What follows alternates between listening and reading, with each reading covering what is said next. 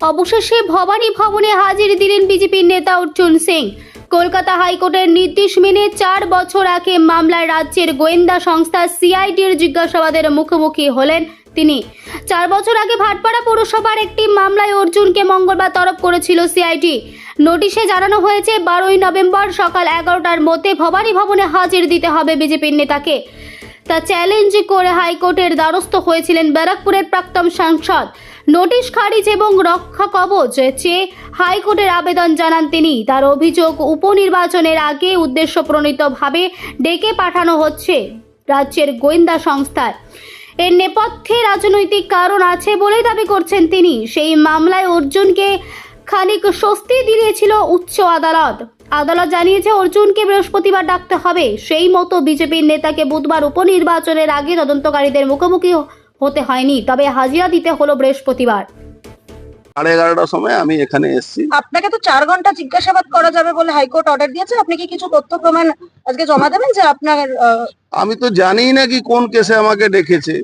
আমি তথ্য প্রমাণ কি দেবো? যা চিঠি দিয়েছে সেই চিঠি আর হাইকোর্টে অর্ডারটা নিয়ে এসেছি। আর জলের বোতল নিয়ে যাচ্ছি, কেন এখানে তো কিছু খাবো না। খেলে কখন কোথায় কোন রাশিয়া থেকে বিষ আনিয়েছে, কোথায় কেমিক্যাল আনিয়েছে, খাইয়ে দেবে, বডিতে লেগে যাবে, মরে যাবো।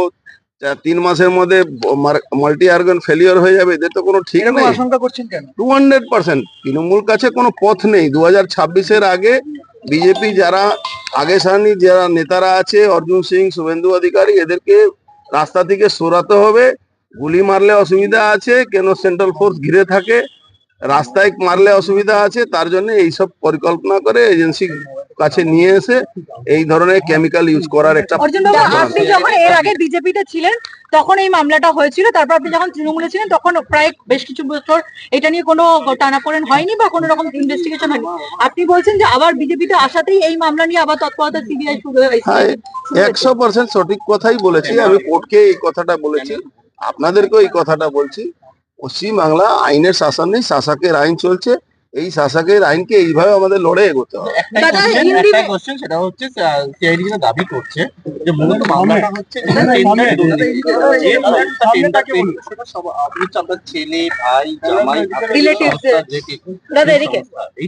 দেখুন একটা কথা বলে, গ্লোবাল টেন্ডারে কে কোথায় থেকে কে টেন্ডার পাচ্ছে, সে তো যে কোম্পানি পাচ্ছে সে জানে।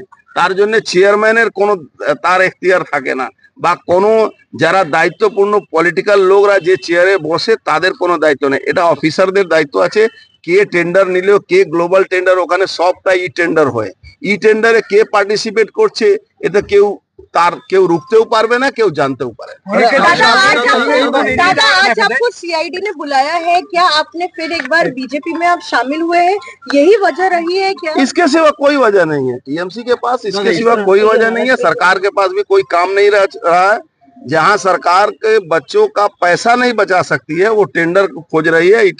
पूरे पश्चिम बंगाल के हर म्युनिसिपैलिटी में ई टेंडर का नाम कुछ नहीं है, लेकिन पहला म्युनिसिपैलिटी था जब भाटपाड़ा म्युनिसिपैलिटी, जिसमें मैंने ई टेंडर चालू किया। दादा, आप कह रहे थे कि रशिया से जो है पॉइजन ला सकता है, क्या विष खिलाकर आपको मारने विष खिलाने की जरूरत नहीं पड़ती है। आजकल तो चेयर में लगा दीजिए, हाथ टच हुआ, आपका 2 महीना बाद मौत हो।